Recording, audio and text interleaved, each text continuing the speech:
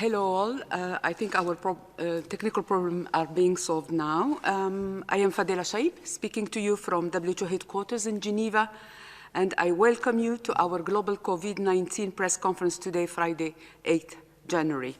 Present in the room are WHO Director General, Dr. Tedros, Dr. Mike Ryan, Executive Director, Health Emergencies, Dr. Maria von Kerkhoff, Technical Lead for COVID-19, Dr. Bruce Aylward, Special Advisor to DG and Lead on ACT Accelerator, Dr. Mariangela Shimau, Assistant Director General, Access to Medicines and Health Products. Joining us remotely are Dr. Kate O'Brien, Director, Immunization, Vaccine and Biologicals, and Dr. Ed Kelly, Director, Integrated Health Services. Welcome all. We have simultaneous interpretation in the 6 UN languages plus Portuguese and Hindi. Now, without further delay, I would like to invite Dr. Tedros for his opening remarks. DG, you have the floor. Thank you. Thank you, Fadila. Shukran. Good morning, good afternoon, and good evening. COVAX, set up by Gavi, CEPI, and WHO in April last year, has now secured contracts of 2 billion doses of safe and effective COVID-19 vaccines, which we're ready to roll out as soon as the vaccines are delivered. And we also have the right of first refusal on an additional 1 billion doses. However, this is where the current challenge is. At present, 42 countries are rolling out safe and effective COVID-19 vaccines. 36 of these are high-income countries, and 6 are middle-income countries. So there is a clear problem that low and most middle-income countries are not receiving the vaccine yet. This is a problem we can and we must solve together through COVAX and the ACT Accelerator. At the outset, rich countries have bought up the majority of the supply of multiple vaccines. Now, we're also seeing both high and middle-income countries that are part of COVAX making additional bilateral deals. This potentially bumps up the price for everyone and means high-risk people in the poorest and most marginalized countries don't get the vaccine.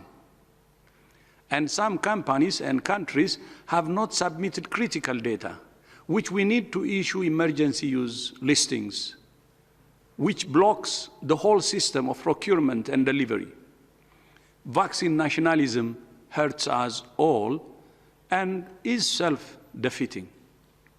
But on the flip side, vaccinating equitably saves lives, stabilizes health systems, and would lead to a truly global economic recovery that stimulates job creation. Importantly, it would also help us limit the virus opportunity to mutate. The current variants show that the virus is doing its best to make itself more suitable to ongoing circulation within the human population. This is normal of every virus, but at present we're helping it thrive if we don't reduce transmission and vaccinate equitably. Going forward, I want to see manufacturers prioritize supply and roll out through COVAX. I urge countries that have contracted more vaccines than they will need and are controlling the global supply to also donate and release them to COVAX immediately, which is ready today to roll out them out quickly. And I urge countries and manufacturers to stop making bilateral deals at the expense of COVAX. No country is exceptional and should cut the queue and vaccinate all their population while some remain with no supply of the vaccine. Science has delivered. Let's not waste the opportunity to protect lives of those most at risk and ensure all economies have a fair shot at recovery. It is a massive undertaking to ensure health system planning, coordination, training and logistics are set and able to roll out vaccines in the midst of a COVID-19 surge. The 100-100 initiative driven by WHO, UNICEF, and the World Bank is supporting over 100 countries to conduct rapid readiness assessments and develop country-specific plans for vaccines deployment. And we have hit our target. 100 countries have now completed this critical process, and the governments and health systems are on standby for global vaccine rollout. We're ready. COVAX is ready. Countries are ready. The time to deliver vaccines equitably is now. This is a very dangerous time in the course of the pandemic, and I do not want to see people become complacent as vaccines are starting to roll out. Over the past few days, we have seen some of the highest numbers of deaths recorded at any point in the pandemic. This is happening because over previous weeks, there has been a lack of compliance with what health authorities are advising in several countries. The virus has taken advantage of this and is spreading at an alarming rates in some countries. You might think that it wouldn't happen to you, and that you don't need to comply with the measures. The problem is that before you know it, not complying a bit becomes a habit. People you know mimic the behavior, and the whole system breaks down. Not complying with recommended measures gives the virus opportunities to spread, putting you and your loved ones at risk for infection, and for more people to develop severe disease, and for more pressure to be put on health workers. People need to know that they can personally stop the virus, and they need to know that the virus can stop with them. If I said one thing to people in areas where there are high numbers of cases, it would be to do all you can to avoid mixing with people from other households, especially inside. Because the virus thrives when people gather in groups, especially inside, where people are less inclined to physically distance, wear masks and hand wash, and where windows aren't open and there is not adequate ventilation, which means everyone is sharing the same air. In this difficult period, it's best to meet virtually, but if you have to meet others, do it carefully and with the right precautions. Meet outside wherever possible. None of us are exceptional, and the more we can break the chains of transmission and stop the virus ourselves, the more we will avoid severe cases and tragic deaths. This year is the year of the health and care worker. Let's show our respect and appreciation for health workers and care workers by protecting each other and vaccinating all health workers everywhere now. Remember, ending this pandemic is one of humanity's great races. And whether we like it or not, we will win or lose this race together. I thank you. And Fadila, back to you. Thank you, Dr. Tedros. I will now open the floor to questions from journalists. I remind you that you will need to raise your hand using the icon "Raise Your Hand" to get in the queue.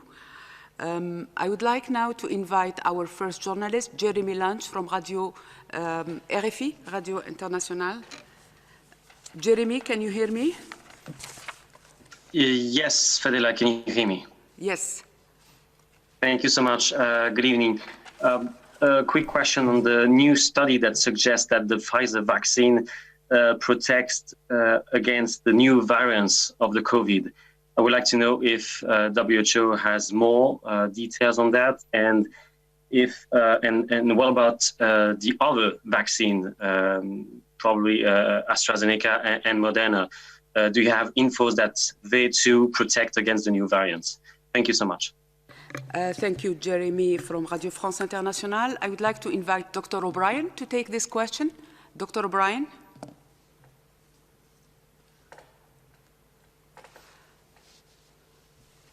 Thank you for this question. We're looking into this. It's very recent information, and I think the important thing is this is going to be a dynamic situation, and the evidence is going to continue to accrue. So this is welcome information. It's also what has been expected, understanding where the variations are, where the modifications are that are part of these variants.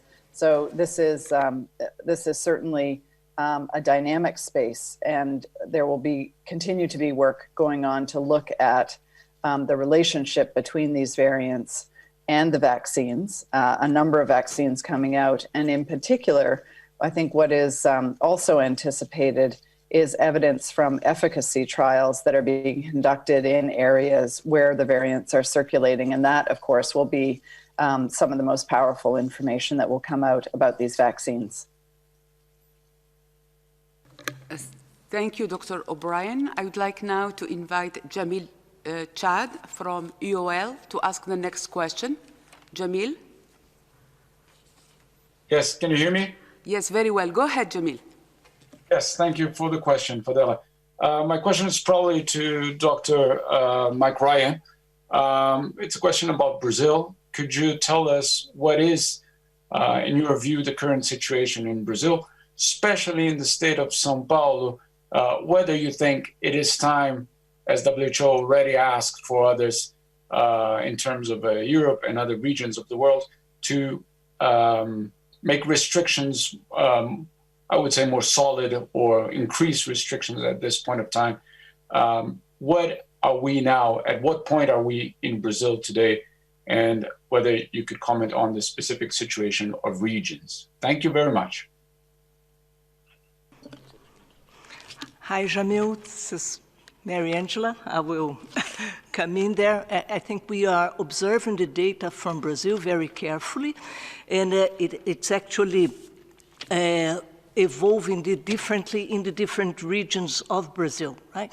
It's welcome news that the Brazilian producer Butantan has made public the news about the efficacy of the Sinovac vaccine. So we are watching the situation in Brazil as it evolves. And of course that the different, like I said, the different regions, being a big country, the different regions are showing different signs of either of stabilizing the epidemic, the number of cases, or increasing in some regions, especially in the southeast and the south of Brazil. I don't know if Mike wants to comment.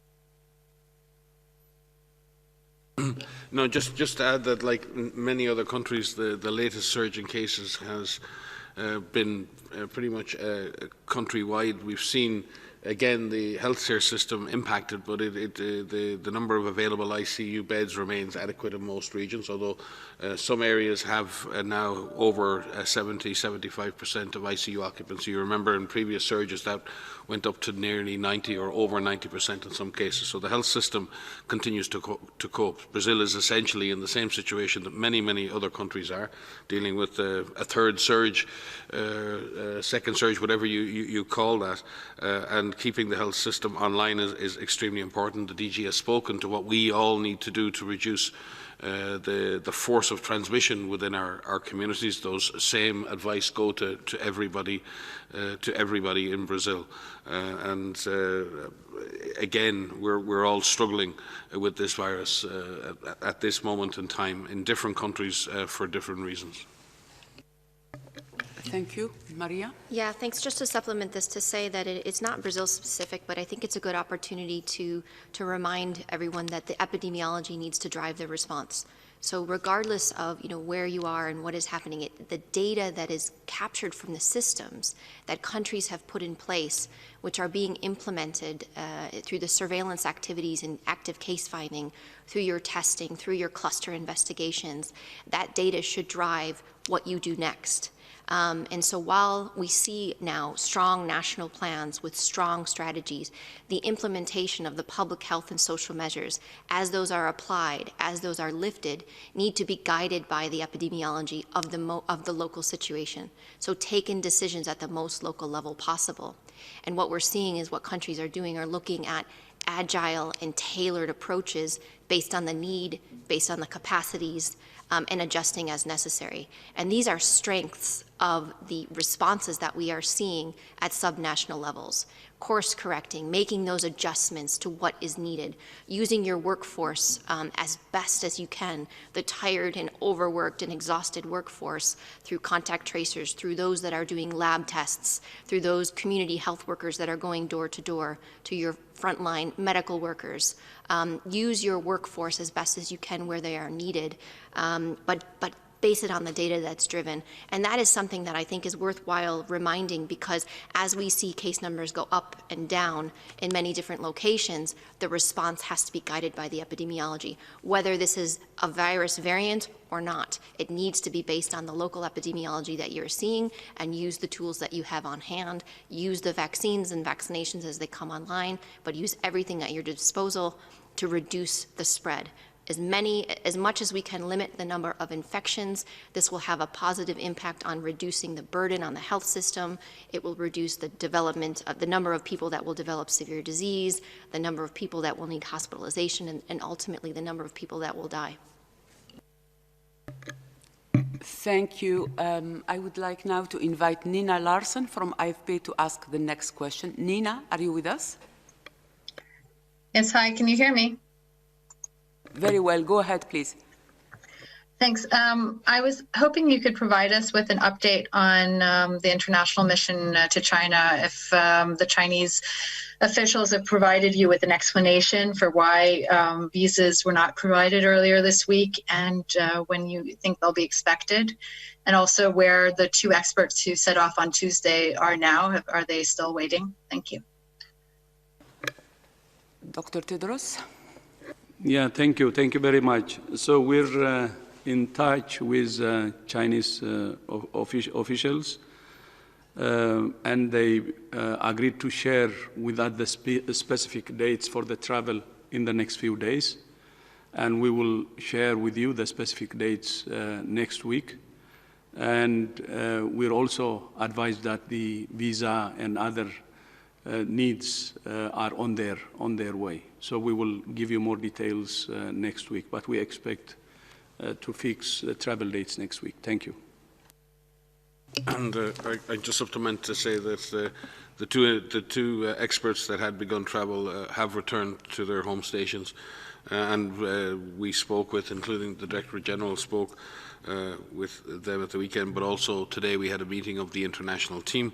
We continue to remain fully committed to the detailed planning for the mission on a scientific basis. We had a very good meeting today to discuss that, and we will reach out once again to continue that scientific collaboration with the colleagues on the science side in China. So we fully expect to continue that planning in terms of the terms of reference and the objectives of the mission, the specific scientific investigations and inquiries that need to move ahead. And as the DG said, the other arrangements around the logistics are in hand, and we stand ready and are on standby to move as quickly as those issues are resolved. Thank you. I would like now to invite Michael Bousserkif from CNN Opinion to ask the next question. Michael, can you hear me? Yes, I can hear you. Can you hear me? Yeah, very well. Go ahead, please. Super. Thank you for taking my question. I recently had the chance to interview Dr. Michael Osterholm. He is a member of President-elect Joe Biden's COVID-19 advisory board. He said quite grimly the following: the coronavirus is like a series of forest fires looking for human wood to burn. Likely well over 65 to 75% of the world's population has yet to be infected. And indeed, just today, LA County said they're observing a test positivity rate of 20 to 25%. So my question is the following: given the slow pace of the vaccine rollout, new spikes in cases in regions that had earlier crushed the curve, vaccine hesitancy, and giving the faster spread of the virus from the newer strain, what is your best estimate on what percentage of the world's population will become infected at the end of the day after all is said and done? Thank you. Hi, thanks. And Mike has said many very, very wise things right the way through this pandemic and continues to do so. The reality is that you lay out some very tough realities that you've just laid out as part of your question. The DG has said it before. We are in the fight of our lives. We're at a moment when the virus transmission is intensifying because of because of our behaviours. It's intensifying because of variant strains, and we are continuing to track the movement of the virus, and as finds susceptible individuals and continues to infect them. And Mike is correct in that it is like a series of forest fires where there are large numbers of susceptible people and the virus enters that group. It spreads very quickly and then makes those people who are vulnerable very sick, and many die. The reasons for that are the way in which we're mixing and allowing the virus the opportunity to transmit further. The virus is not stopping in each generation with each individual. The virus is continuing to find ways to move to the next generation of infection and causing havoc as it does so. The measures that DG has outlined and that Maria emphasised are still the same measures. We can still stop this virus. We can still interrupt its transmission. We have to double down and recommit ourselves to that process. Mike is correct. The vast majority of the population of this planet still remains susceptible to infection with this virus. It's very, very difficult to come up with an actual, accurate figure for how many people have actually been infected. Many of the seroprevalence studies have occurred over the last year. Many are 6 months old at this point, so we're dealing with older data.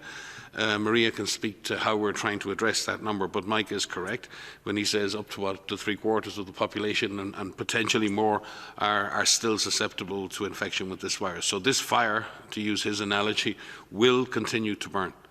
It will continue to burn until we put the fire out. We can and need to put this fire out. We need to dampen the intensity of the flames. We can only do that right now through the measures we take individually and collectively and at government level to do that.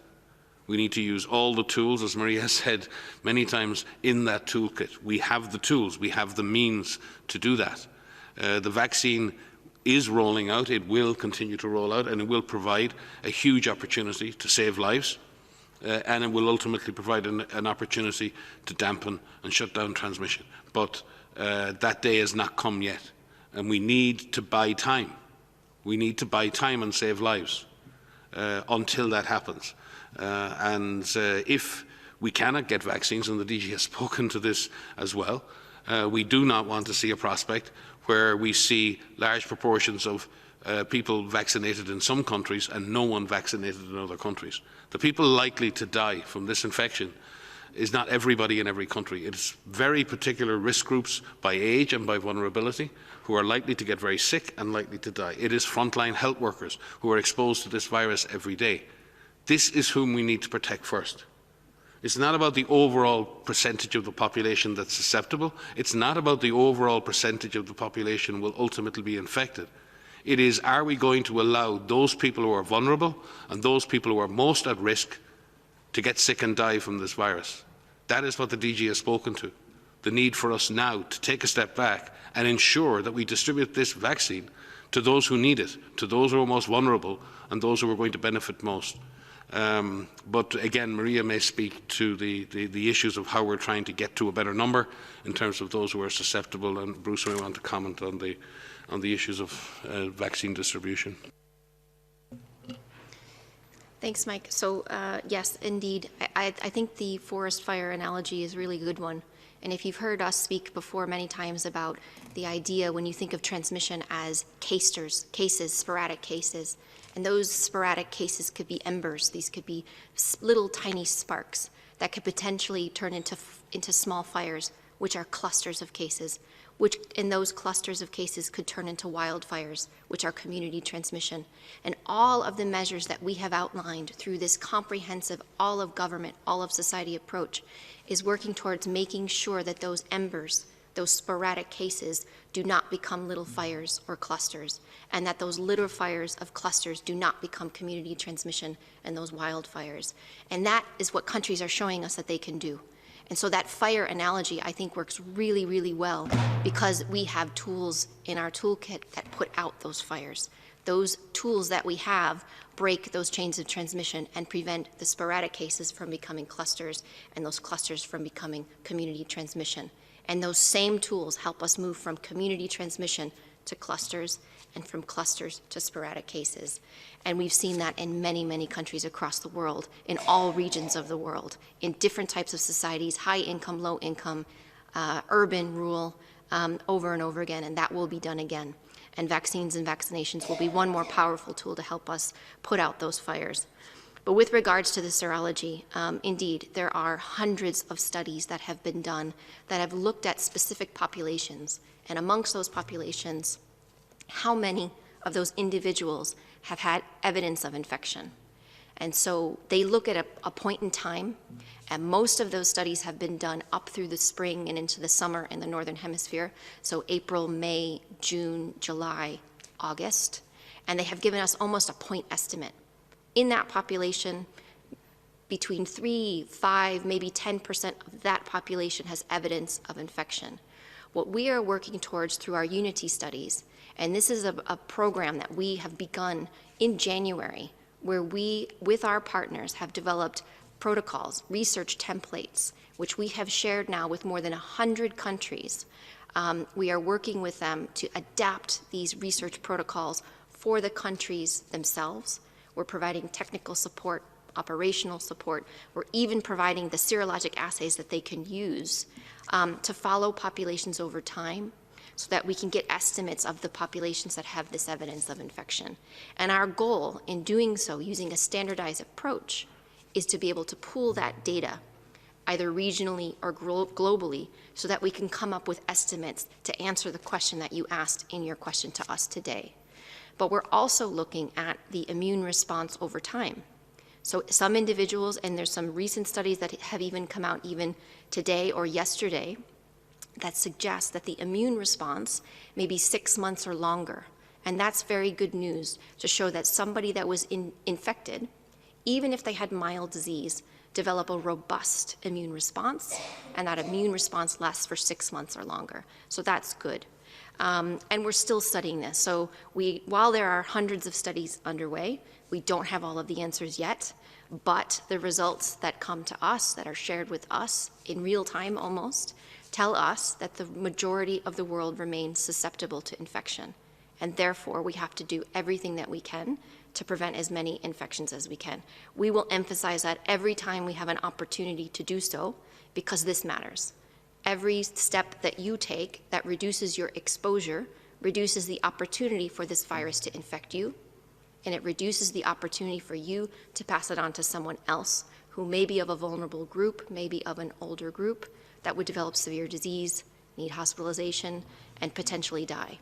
And while we have gotten better at treatment, there still are a large number of people who are dying from this virus. And so it's up to us. So as the DG said today, the virus can stop with us. We need to do what we can to make sure that we break those chains of transmission. Let the virus, first of all, let you not get infected, but if you are infected, let the virus stop with you. Thank you so much. I would like now to call on Jason Beaubien from Public National Radio, NPR, to ask the next question. Jason, can you hear me? Yes, thank you very much. I wanted to ask about the variant, the B117, which originated out of the UK. There's a lot of concern about how transmissible it actually is. What do you have in terms of clarity on exactly how much more transmissible this is? And is there adequate monitoring globally to actually detect this, these changes and report these variants? Thanks. Thank you.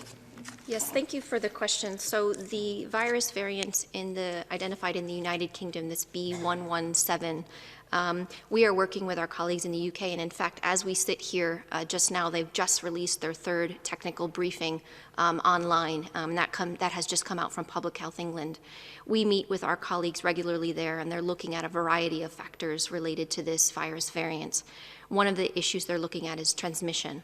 And the way that they're evaluating transmission is looking at the data captured through their surveillance system, through the molecular testing, the PCR testing, the antigen-based testing, but also the amount of cases that are sequenced. They've done some modeling studies. They've done some phylogenetic analysis, which is analysis of the full genome sequences that have been made available across the country. And they're doing some studies in the lab, looking at the viral loads of individuals infected with this variant compared to other SARS-CoV-2 viruses. And what we understand from their studies that are ongoing, and again, these are ongoing studies and they're constantly updated with more information, is that the virus variant, this B117, is more transmissible than the wild-type SARS-CoV-2 viruses. And they have estimated through their modeling studies that the increase in transmissibility is as measured by the reproduction number, which is the number of cases an infected individual would infect, has increased from about 1.1 to about 1.5 or 1.7. That's also been analyzed through the phylogenetic data. They've seen increases in transmission across all age groups, and that's a reflection of the mixing patterns and the transmission that has happened in Southeast England and London and across other parts of the UK. They've also measured viral load, which is the amount of virus detected through the testing systems that they have. And they have found that people who have been infected with the virus variant, the B117, have a higher viral load compared to others with the wild-type virus. But we did specifically speak today about the way the virus transmits or the modes of transmission, and there is no difference in the way that this virus transmits. And that's important because we need to constantly look at the measures that are in place, the personal protective equipment that is being advised. They are discussing that with their expert groups in the UK, and they have not changed their recommendations on PPE. But it does mean if you have a virus that is more easily transmitted, you have to work that much harder in breaking those chains of transmission. It is important to note that the tools that we have against normal SARS-CoV-2 virus, which is dangerous enough, work against the virus variant that was identified in the United Kingdom, and separately also against the virus variant that was identified in South Africa as well. So they are continuing to do studies. We're very grateful for all of the collaboration across Public Health England and the many different academic groups and modeling groups and the frontline workers and the studies that are ongoing. And I quite literally are sharing these results with us in real time. So thanks for that question. But an increase in transmissibility, no change in disease presentation or severity, which I don't think that I mentioned, but that has been confirmed through the cohort study that they have ongoing, looking at rates of hospitalization, so no change in hospitalization from people infected with the virus variant compared to the other SARS-CoV-2 viruses, or in mortality. And just to add that WHO and partners were fully activated on monitoring the emergence of variants and the evolution of this virus, and have been for months with the virus evolution working group, which involves scientists and labs from all over the world. We are issuing guidance to countries on how today, thank you Maria, on specific epidemiologic and laboratory surveillance for these variants, which is supplementary to previous advice put out there. Our global EPI team is working on epidemiologic analysis right now, looking at signals for unusual epidemiologic events that may be occurring in relation to variants around the world. And it's important that our work is epidemiologically driven and that we're using epidemiology to drive our lab investigations. As I said, the Virus Evolution Working Group continues to work.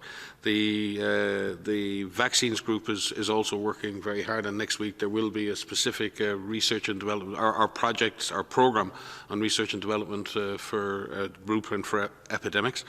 We'll be hosting two meetings next week, one specifically to look at the emergence of viral variants and one looking specifically at the research needed around vaccines in relation to the same issues and beyond. The vaccines meeting is broader, but it will consider the variant issues as well. Much work is underway as well, looking at the long-term effectiveness or functioning or performance of diagnostic tests, looking at the lab assays, also looking at continued effectiveness of monoclonals and polyclonal antibodies, and then with vaccines. So that work is underway. All of that needs to be further brought together, different very important strands on this.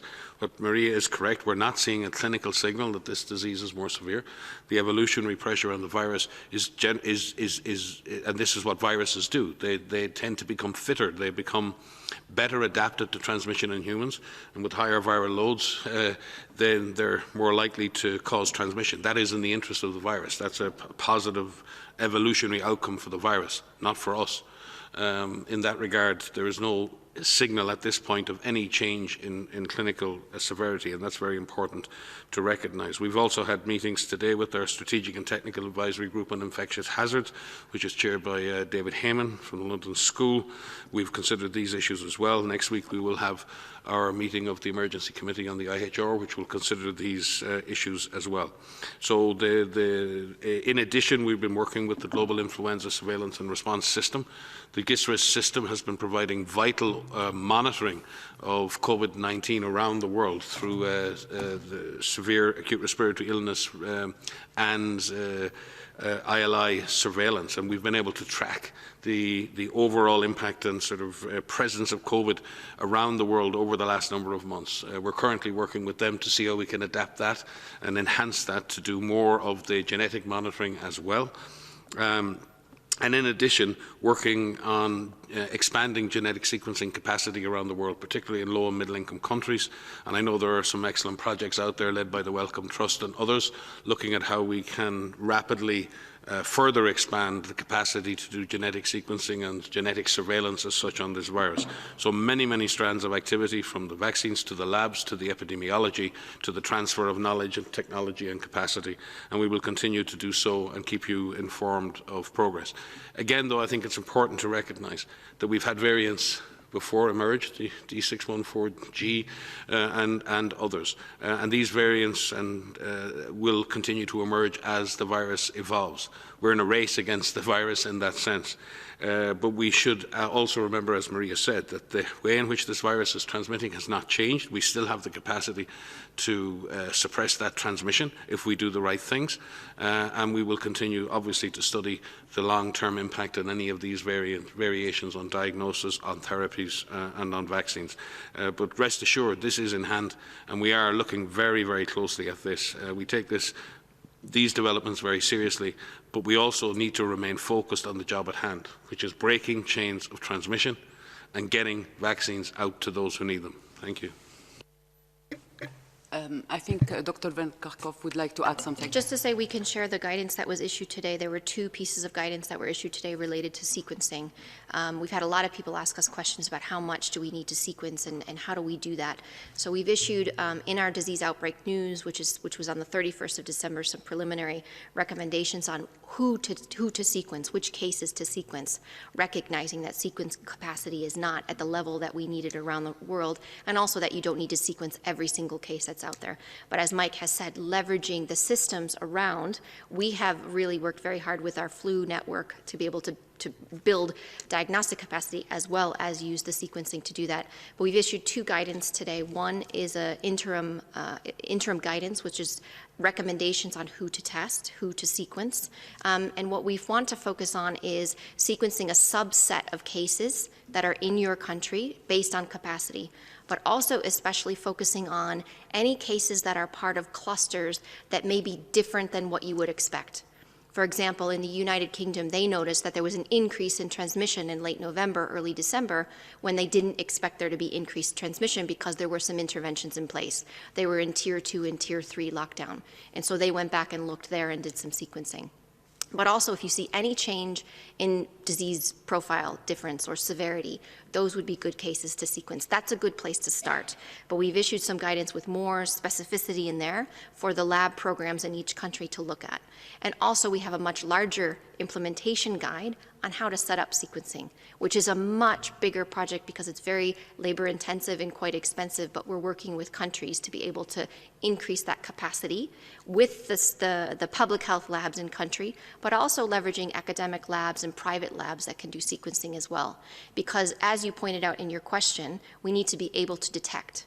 And detection of these mutations and the detection of these variants comes from the full genome sequencing. So being able to do that helps us have eyes on these viruses and how the viruses change, but also sharing those viruses, sharing those sequences with public databases like GISAID, for example. And that allows scientists all over the world to do these beautiful trees and phylogenetic analysis of actually tracking it over time. So we, as Mike has outlined, as you've heard us say, there's a comprehensive risk monitoring framework around mutations and variants so that we can have a robust process to determine which ones are important and why, and what is the public health impact of any of these that are identified. Sorry for that. I just wanted to add one. Sorry for taking the floor again, but as the UK, have assigned the value to this, calling it a variant of concern, I think it's important to reflect on that. There are lots and lots of different variations in the virus, and there are many. Every virus you sequence will be slightly different. But the UK have identified through epidemiologic investigation first, and then identifying a variant, was associating that variant with a change in the epidemiology, and then labelling that a variant of concern. And I think that's what we're after. We're after being able to detect not just variations in the virus, but being specifically able to identify variations of the virus that are of a concern for public health, for transmission, for severity. And that's the job, picking out of the noise, picking the needle in the haystack, picking out the signal from the virus as it evolves, whether new versions of the virus evolve that are of more concern for us in terms of our ability to control it or in terms of its severity. And again, just to say, the governments of the United Kingdom and of South Africa and others in Nigeria and other countries are doing a fantastic job in stepping up on this issue of genetic surveillance and monitoring this at a much more enhanced level. And therefore, it's really important that when people call this a UK variant or South Africa variant, that we're not assigning values to these countries. These countries are not the cause of this problem. They're actually defining solutions by giving us the information that we need, and they should be commended and lauded for having invested in the kinds of systems that allow us to do this kind of monitoring. We should be following their example rather than looking at these as problems generated by or in South Africa or in the United Kingdom. The government, the public health, the labs, the clinicians and others in those countries should be, and I think South Africa is a beacon in terms of the comprehensiveness in the way South Africa has been able to pull together data from many, many different sources, again shows that this old idea of the North-South divide, that countries in the South can't do as well as countries in the North when it comes to doing this hardcore epidemiology and lab. This is about access to technology. Other countries in the South can do this as well. They don't necessarily have access to the technology and the training and the resources to do it, but South Africa has clearly shown, Nigeria have clearly shown, that if they have those resources, if they have access to these technologies, they will get on and do exactly the same job as is done in the North. Thank you. I would like now to invite Catherine Fioncon-Bokonga to ask the next question. Catherine, can you hear me? Yes, thank you, Fadela. Thank you for giving me the floor. My question is regarding the types of vaccines. If I can express myself, sorry, because I'm not a scientific. You have Africa that has problems to get access to the vaccines for the moment, are turning to the Chinese Sinopharm vaccine, and the Guinea started vaccination with Sputnik 5. So could you give us more information about those vaccines and also maybe the price? Because if I understood, the vaccines like Pfizer and Moderna that are using a new technology are 10 times more expensive than AstraZeneca, Oxford, or the one that are using a more traditional method of vaccine. Thank you so much for your answers. Merci, Catherine. I would like to invite maybe Dr. Elward to start. Sure. Thank you, Catherine. So you've asked about the types of vaccines. Now, Dr. Tedros in his opening comments highlighted that there's 42 countries around the world that we know are now vaccinating with COVID-19 vaccines. The majority of these, of course, in the industrialized world, and there's been very limited, in high-income countries and a small number in the upper middle-income countries, about 6. And there's very limited, if any, vaccination. A lot of what you've referred to are actually plans, not actually the rollout of products yet. And sometimes just exploratory discussions. But in the places that have started vaccinating, there's been 6 vaccines that are in use right now, among them the ones that you mentioned. And these are a range of vaccines, from mRNA vaccines, as you said, all the way to inactivated vaccine products. At this point, we're aware of 2 of those vaccines that have gone through stringent regulatory authorities in multiple countries, one approved by a stringent regulatory authority in one country. One has been, let's say, emergency use listed by WHO, and that is the Pfizer product that we've seen. Others in the pipeline now for evaluation very, very rapidly. We are aware that some countries have made decisions to proceed with vaccines that have been approved through other mechanisms. We recognize that, and we are continuing to work with both the countries to support the decision-making that they may make in that regard and understanding the issues around that. But we're also working very hard with the companies that are producing these products to make sure that they can be assessed by WHO through its regulatory support processes. So in the process of looking at those products, as you know, we are not in a position to provide a perspective on vaccines that are in use that we've not seen the data on. And at this point, as I say, the vaccine that we have seen is the Pfizer vaccine. We have all of the data on that.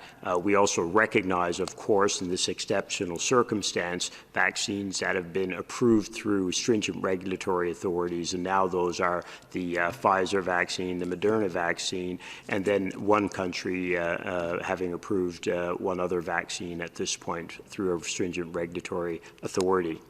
I think Mariangela wanted to add. Can I just compliment from the regulatory side? First of all, countries have the autonomy to, according to their legislation, to issue emergency use authorizations for health products according to their own legislation. But WHO does have a process that most of you are aware of, which is the pre-qualification process. And in the case of vaccines, new vaccines like the COVID vaccines, we do an emergency use listing assessment. We have issued an expression of interest, received 13 valid proposals since October. And besides the Pfizer vaccine, who was already listed by WHO, we do have other products that are at advanced stage. And specifically in the products that you have cited, we have received already, and this information is public, it's published in WHO's website. We have received, for example, the full dossier from Sinopharm, who has finalized a phase 3 trial, and it's been authorized in some countries. We are in the process of receiving the complete data from AstraZeneca, from the Serum Institute, and we expect to receive additional data from the Gamaleya, which is the Russian producer, before the end of January. So this is just to say that these products are currently being assessed by WHO, and this is important not only because many countries rely on WHO's assessment for authorizing the use of the product in their own countries, but also because it helps the international procurers like UNICEF and others to procure the vaccines that have been assessed by WHO. Thank you. Thank you. I think that Dr. Aylward would like to add something. Yeah, I just also want to come back in on the point that when people ask our opinion on these products, I'm sure you, the journalists with us today, will appreciate for us to provide an opinion on a product that we've actually not seen and seen the data behind would be inappropriate and unfair to those asking the opinion. We also have to be very clear, though, that's a neutral perspective, right? Some of these products may turn out to be great products, extremely important in the battle against COVID-19. And this comes back to a point that the Director General made in his opening comments. We've put together a fantastic facility to help make sure vaccines get rolled out equitably around the world. The fundamentals are completely sound. That mechanism can only work if vaccines come into it and go through it, as well as money. We don't print money and we don't make vaccines. This is where we need the manufacturers working with us, and we need the countries, the donor countries and others working with us and working together. If a company does not submit the data that we need, it is slowing equitable access to vaccines around the world. If a company doesn't sign and work the deals through with us, and if we don't have the financing to do it, they're slowing equitable access. And the Director General, I think, was very frank about that today. And what we're calling for, and there's a frank call to action in the Director General's speech, is access to the data on all of these products in real time as it's coming out, so that we can ensure that we can provide a perspective on these products as rapidly as possible and get them out equitably around the world. Michael asked an excellent question earlier, and then Maria was responding to it, talking about the tools. And the problem we have is the tools aren't equitably distributed. Look at the map of the world. There's a huge part of the world that's not vaccinating yet. 50% of the high-income countries in the world are vaccinating today. 0% of the low-income countries are vaccinating. That is not equitable access, especially when we know, and Mike made this point, that the people at risk of dying are older people. There's older people everywhere in the world. The people at risk of most exposure to this are those frontline workers. These people are working around the world, but they're not being protected at the same rates. That's why we've created COVAX. It is there. It works. What it needs are the vaccines and financing. We have part of the financing in place. We are ready to go, ready to get started. We need the manufacturers working with us, and we need the countries working with us. We have to change the color of those maps this month. Thank you, Dr. Aylward. I think that Dr. O'Brien has also something to add. Dr. O'Brien? Yeah, just two things to add to what has already been said by Bruce and by Mariangela. The two additional points I want to add have to do with transparency and have to do with policy.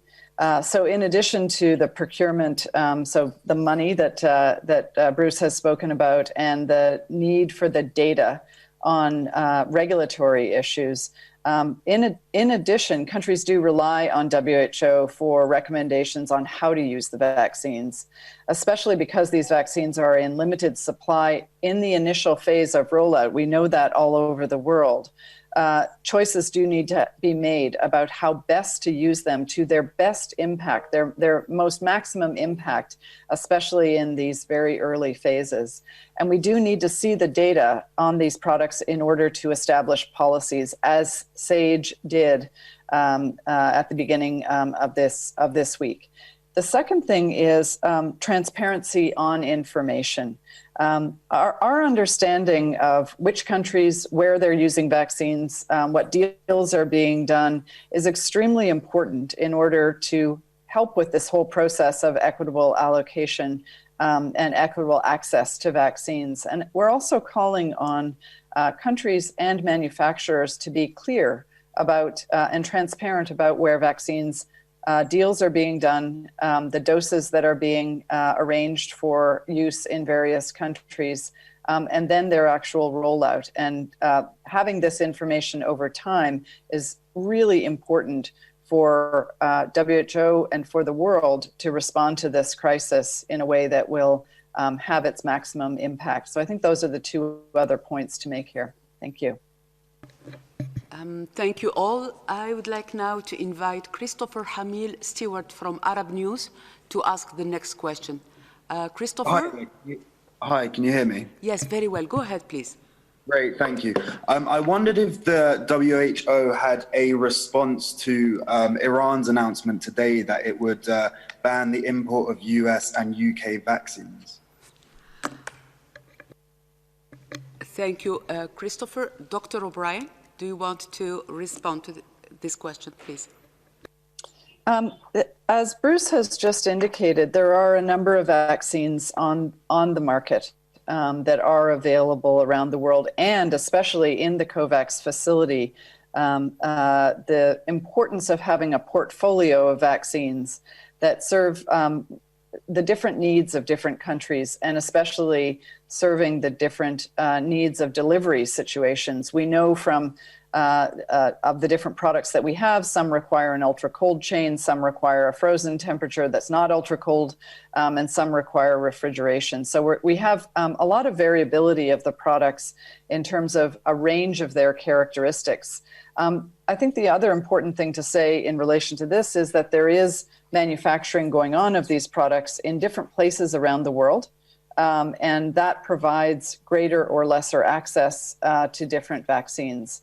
And so I think the range of needs of countries and choices of countries is served by having this portfolio of vaccines where there can be matching of vaccines to the delivery needs and the characteristics that countries have for the access to those vaccines.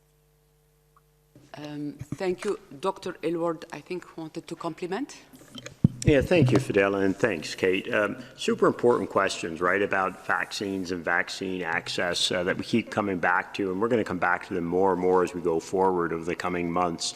And the important thing to recognize is that every country in the world is making decisions about what products it does and doesn't want to use, and prioritize and doesn't prioritize for different reasons. And one of the things that we've been doing as part of the COVAX facility is going out and talking to the 90 plus countries that are what we call our AMC countries, and our other participants. We have 190 participants, and we get back a wide range of preferences on what kind of products they want to use, whether they want to use more than one product or two products, which particular products they may want to use, and for a whole wide range of reasons. So, I come back to that perspective that the Director General comes back to again and again about the importance of not singling out individual countries or issues, and really focusing on how do we get these products to as many countries as necessary. And, one of the beauties of the COVAX facility, the way we've set it up, is we've got a very broad portfolio of products.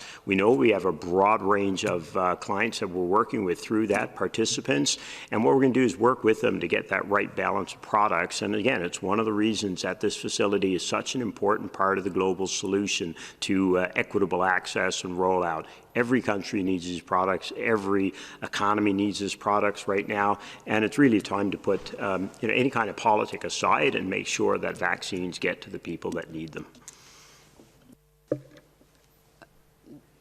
I think Bruce said it. The DG has said many times in the past, let us not politicize this virus. Please let us not politicize this vaccine either. Thank you. I would like now to invite Efe Antonio Brotto to ask the next question. Antonio, can you hear me? Yes, can you hear me? Yes, very well. Go ahead, please. Thank you, Fadela, for taking my question.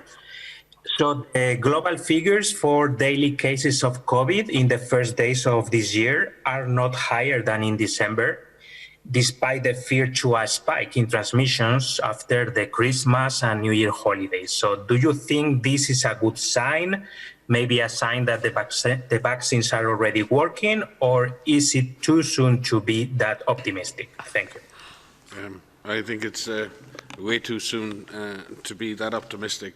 Look, the reality is for the third week in a row, we've had over 4 million cases reported each week in this pandemic. There's been a very slight decrease in the last week, but again, the transmissions that would have occurred over the holiday period will only be pushing through into the numbers that we're seeing this week, next week, and beyond. So no, it is way too early to interpret that. What we do know is, certainly in the Northern Hemisphere, there's been a tremendous amount of mixing of people over the last number of weeks, and as has been previously stated, we're dealing with the complications of variant strains and potential increases in transmission. So no, there is nothing to suggest that. The numbers of vaccines that have currently been distributed will have had zero impact on transmission dynamics at country level. They maybe are saving lives as we speak, and we're very grateful for that, but they're not going to affect transmission dynamics for a very long time. Bruce? If I might, Fidel, just to the point that Mike meant, the last point was so important, the last part of that question, right, about whether or not we're seeing the impact of the vaccines already, and the answer is no. These vaccines and the way we're rolling them out have two really specific goals. Our first, save lives, get them to the people at highest risk of dying of this disease. We know those populations, they're the older people in our society, so important that they get protected early, right? We know the people who are getting exposed at a disproportionate rate, and especially those frontline workers who unfortunately have been given their lives to try and save lives during this crisis. We've got to protect those people first. So that's what our initial goals are. We do not have the volumes. They don't exist yet, and we also don't know all the mechanisms of these vaccines to be having an impact on these curves much too early. And as we look into our crystal balls, right, we're not going to see that in the coming 6 months. This is, as we scale up these vaccines over time, it comes back again and again to what Mike has been saying, the Director General. This is not going to work if people are mixing at high rates, if they're not using masks, if they're not doing all those things that are so important. Vaccines have a lot of promise, but what we need to do now is identify the cases rapidly, the mild cases, the moderate cases that are driving this crisis, get them isolated, identify the contacts, get them quarantined. That, plus the rollout of the vaccines, is what is going to see those curves change. But it's not going to change just by those drops of vaccines that are going out at the current rates. And they're only going to go out. We've seen all the challenges to getting the numbers up, even in highly advanced environments. So it is absolutely imperative that the other parts of this response work, and we start applying the knowledge we've learned in the 12 months that we've known this virus. Thank you, Maria. Yes, thank you. So I have to, come in on the aspects of, the consequences of our action, and the Director General said it in his speech tonight. The results of our actions over the last 5-6 weeks is what is resulting in increased case numbers, in increased hospitalizations, and in increased numbers of deaths. And that will continue for the coming weeks and the coming months if we do not change our behavior. You have to follow the local advice that is being advised in the areas where you live. Governments need to enable populations to be able to do so. If you are asked to stay home, we understand that is challenging in many different respects of our daily lives and our social lives. In many situations, people need to work to put food on the table, so we need people to be supported in the actions that are advised by governments. But we also need individuals to think about what they do every single day. The decisions that you make every single day about what you want to do versus what you need to do matter. They can have consequences of increasing transmission, and they can have consequences of decreasing transmission. Please help be part of the solution of decreasing transmission. There are actions that you can take right now that limit the exposure to yourself and to your loved ones. And maybe you don't think that COVID-19 is a big deal for you, but it can be, because we know that this virus is dangerous. This virus can cause severe disease, and it can kill you. And maybe not you, maybe someone that you love that has an underlying condition or is of older age. This is serious. And at the present time, in many countries, we are seeing increased transmission where we can turn the corner. by putting in the measures at home, staying home if you're unwell, staying home and not mixing with other families, postponing that trip that all of us want to take, making sure that all of the actions that are put in place, if you are asked to be in quarantine, please stay in quarantine. You are adding to the solution here. If you are a case, and we hope there are no more cases, but if you are a case staying in isolation, making sure that you receive the adequate care that you need in medical facilities, allowing the research, the community workers to do contact tracing and cluster investigation, and the technicians to do those lab tests and get those test results back quicker. But all of these actions can reduce transmission, and we are pleading with everyone to do everything that they can to be part of the solution to break those chains of transmission. It is within our hands. Vaccines and vaccination are another powerful tool, but it will take time. In the meantime, there is much that you can do every single day. So please help be part of the solution.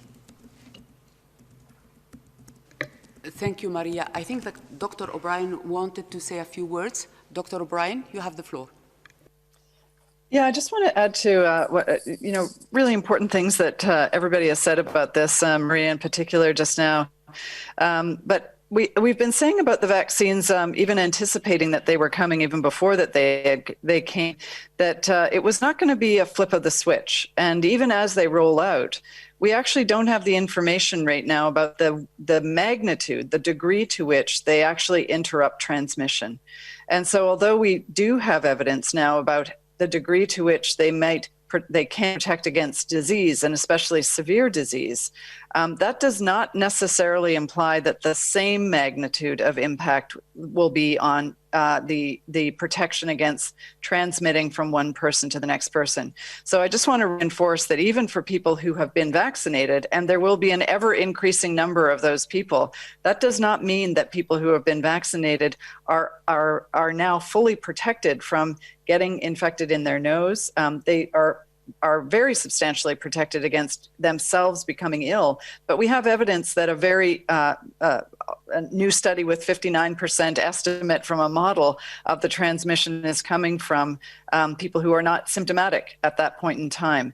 So we really do need, as we roll out the vaccines, to remember, as Maria has said, this is just one tool, a new tool and a very powerful tool in the toolkit, but it doesn't mean that we should step back. In fact, we should be escalating and improving our use of all the other tools that we already have. Thank you. Thank you, Dr. O'Brien. Antonio's question was the last one for today. Over to you, Dr. Tedros, for final words. Thank you. Thank you. Thank you so much, Fadila. Thank you all colleagues from the media for joining, and look forward to seeing you in our upcoming presser. Have a nice weekend and Happy New Year. Thank you, DG. Just reminding journalists that we will be sending the audio file and the DG speech right after this press conference.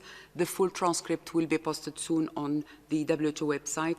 As usual, do not hesitate to contact the media team if you wish to ask any follow-up question. Thank you and have a nice weekend.